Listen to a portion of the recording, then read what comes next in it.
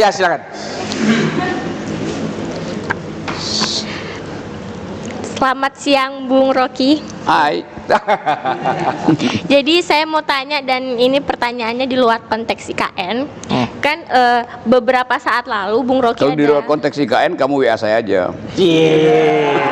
Ya boleh saya minta WA-nya. Ya.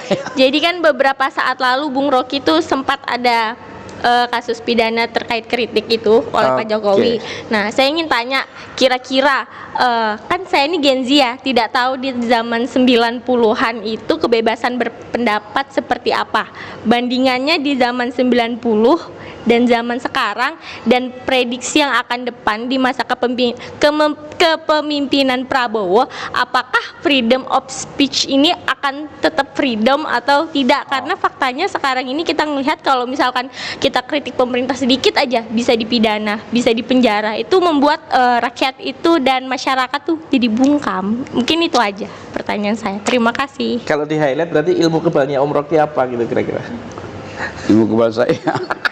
Silakan. Ya, memang kita membayangkan rejim akan datang, kira-kira kadar otoriternya meningkat atau menurun. Nah, ya. Itu dasarnya tuh.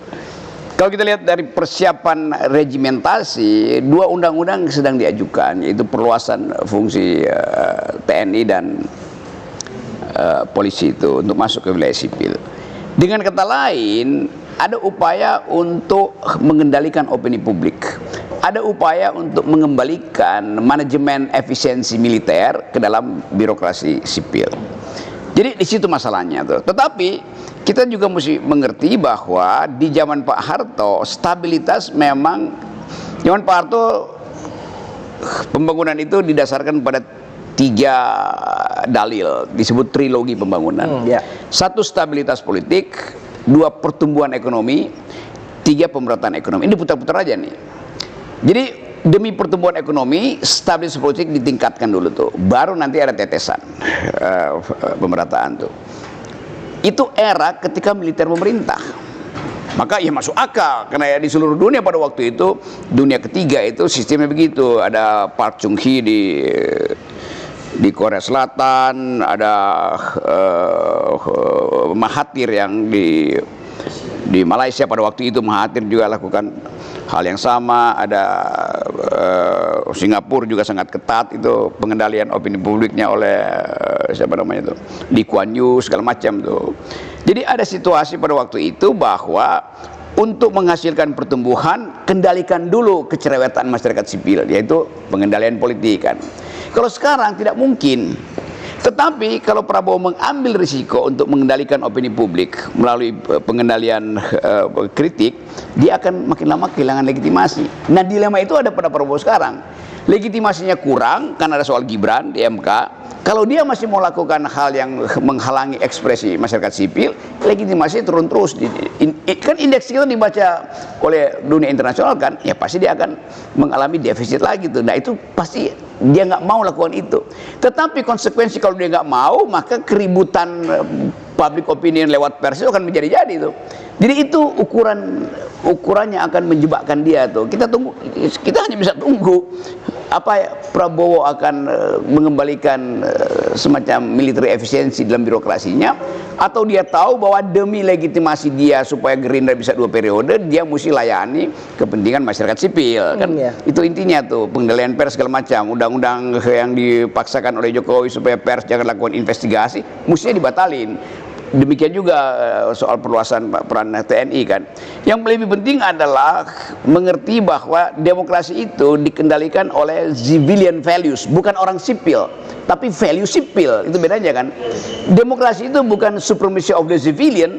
Demokrasi is the government based on the supremacy of civilian value, nilai-nilai sipil. Itu maksudnya tuh. Jadi militer dia mesti ikut nilai sipil di situ tuh. Kalaupun pemimpinnya militer, dia mesti ikut nilai sipil tuh. Nah, keadaan itu yang memungkinkan kita mendua. Keadaan ekonomi memburuk, pemerintahan harus efisiensi, sementara sosial media udah sangat liberal. Itu artinya akan bikin pusing kepala Pak Prabowo nanti sebagai presiden tuh. Dan itu yang membahayakan karena kita tahu ya Pak Prabowo datang dari tradisi militer. Tetapi konsekuensinya dia akan jadi otoriter. Padahal dia udah memimpin partai politik. Partai politik itu harusnya demokratis. Yes. Jadi ya biarin aja, kita lihat aja apa intinya kan. Tetapi dalam rangka melihat itu kita dorong terus supaya undang-undang yang akan menyebabkan Indonesia masuk dalam jebakan neo otoritarisme atau pseudo otoritarisme itu kita halangi dong. Nah, karena itu pers harus rajin menulis tentang 2 undang-undang itu atau 3 undang-undang itu yang akan menghalangi kebebasan berpikir atau kebebasan berekspresi.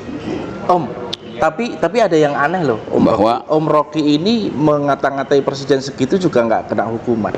Saya curiga ini Om Rocky ini sengaja dipelihara kritisnya, kemudian biar ini orang yang paling kritis, kemudian kritikan yang lain menjadi tidak terdengar. Jadi sentralistik pada Om Rocky, kira-kira begitu. iya, karena kalian pers nggak mau ikut saya, kan masalahnya itu kan. Jadi ya saya jadi sasaran dan laporan di saya masih ada 37 berkas. Pasti akan lolos tapi kan? Ya, pasti lolos lah. Kan cuma orang dungu yang mau membicarakan pikiran. Ngapain coba? Baik, terima kasih. Tepuk tangan untuk Om Rocky.